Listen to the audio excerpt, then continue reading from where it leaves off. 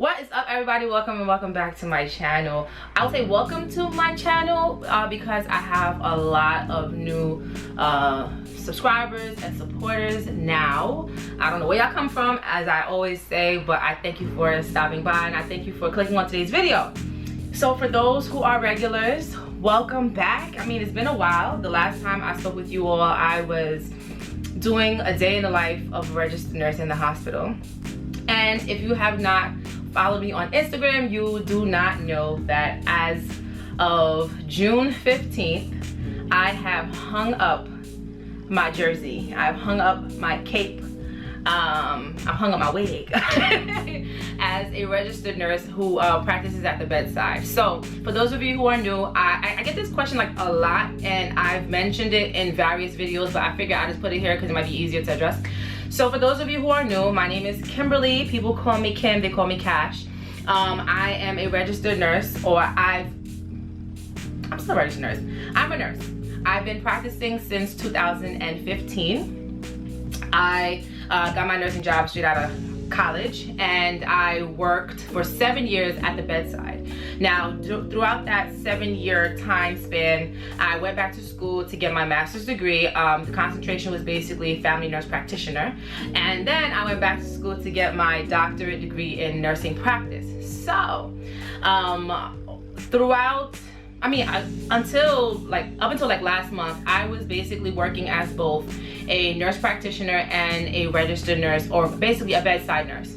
A lot of people ask, why do you do it? What is the point? You know, some people commend me for it. Some people may think that I was doing it out of greed. Some people thought that I don't know what I want, or whatever the case is. But I've addressed this before, and I will link this video somewhere up top where I discuss my affinity for bedside nursing. In a perfect world, and I tell people this all the time, I would do bedside nursing forever. Bedside nursing is different than working in a clinic. It's different than working in like an ambulatory, facility. It's different. It's a different type of learning experience, and also you get to see things in a lens that most people will not be able to. And because I worked at my job that I've now retired from, or not retired from, but I've resigned or I quit. Is resigning and quitting the same thing? I mean, let me know if it's the same thing. But when I got this job, I was so blessed to land on a unit that will forever be like the golden unit to me.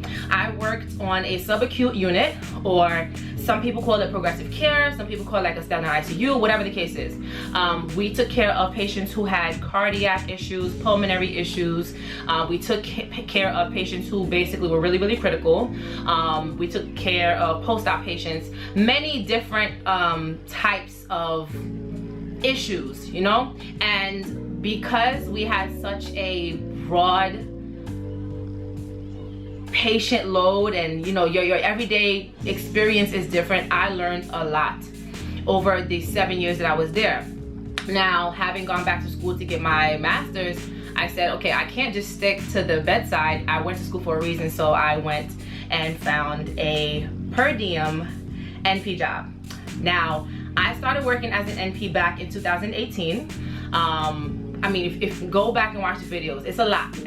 I started working there in the clinic in 2018, and I noticed that even though I do love the bedside, I can only progress as an NP if I completely engulf myself and completely give myself to that particular position. So I said to myself, as soon as I'm done with school, I'm gonna leave the bedside. Now, it's funny how you can have a plan to do something and God will make things, just turn around, and he'll do his own thing, and he's gonna let you know I'm in control. So my friends and family have always asked me, all right, Kim, like you say you're gonna leave, when you're gonna leave, when are you gonna leave? In my mind, I was going to leave the bedside in January of 2020. I said January 2020 because I completed my program in 2019, like literally like December 30 something, like the last week. And I said to myself, I'm gonna leave, but then something said, why don't you stick around for a little bit? You have vacation hours, why don't you just thug it out? So I stayed by the bedside, but I was trying to use most of my vacation hours so that, I have some more time. My birthday's in January, I had this whole thing.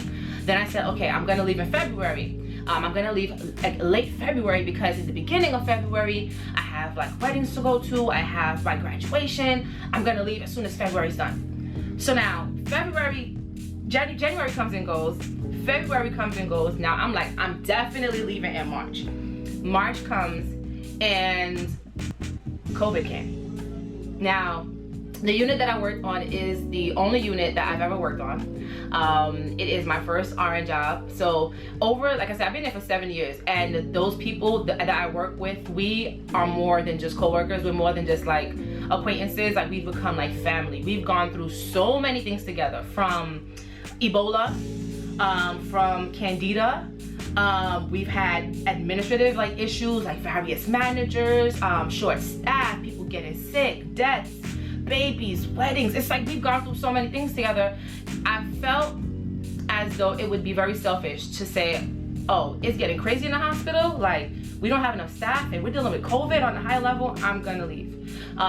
So I said to myself, I'm just gonna stay for as long as I can until things die out, and I'll make that transition to work full-time at the clinic. Now, that's what I did.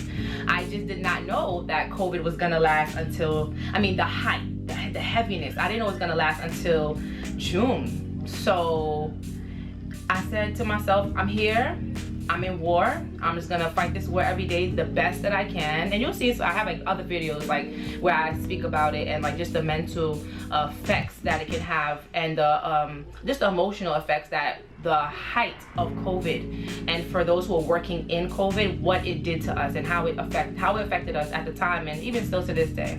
But nevertheless, I said to myself, I'm going to stay and fight it out with my people. And that's what I did. That's what I did.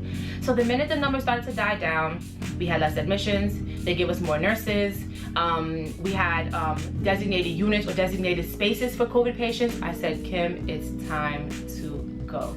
So I officially left June 15th, and it is bittersweet because I miss my people, but I know that it's time for me to make that switch because I want to completely learn what it is to be an NP. As a registered nurse, or a bedside nurse, I think I grasped what it is to be a bedside nurse. I'm not gonna say it was easy, but because of my learning style, I'm a very nosy person. I'm watching everything, trying to do different things. I pick up here, pick up there. I found that it was easy for me. Like, even though the types of patients will be hard, or the assignments may be a little difficult, or you have critical patients, I found that I was able to manage my situations easily, and that type of confidence also helps my colleagues. If they knew that they had a problem or they were struggling, they had some support. They knew that I was always there to hold them down. And as an NP, it's a different thought process, it's a different role, it's a different capacity. And I work just 2 days a week as compared to being there full time or being there 5 days a week. I know that there's a lot of things that I could be learning, and there's a lot of ways that I could be advancing that I'm not, because I only get to see patients, or I get to see medicine in a smaller lens because I'm only there 2 days. So I knew I had to make that transition, and that is where I am, guys. So yeah, life update on that. I don't know how my channel is going to like change. It's going to change just a little bit because obviously I can't give you guys in-hospital experiences or in-hospital perspectives because I don't work inside of the hospital. But I do know that, you know, we're going to be embarking on another journey. So I'm just, you know, I just wanted to stop by because I'm about to go out, and I had to make this video because, I mean, y'all are my people. Y'all got to know what's going on. So for those who've been here forever, leave me some updates down below. Let me know what's going on with you. Those of you who had school, how did COVID affect you? Did you pass your classes? Like, what's going on? Those who had clinicals, I know a lot of you guys are NP students and you guys had clinicals, or you guys were gonna start your rotations, and like now things have everything got messed up. So let me know what's going on with that. Those who are starting school, those who are in the hospitals at the height of COVID, what's going on? Like, did you quit? Did you stay? You know, those who have no medical background at all, who just watch my channel just because it's a vibe over here. Just let me know what's going on with you. You know, we love a little dialogue, you know what I'm saying, down below. And I love you guys. Thank you so much for watching, and I will see you all in my next video. Bye.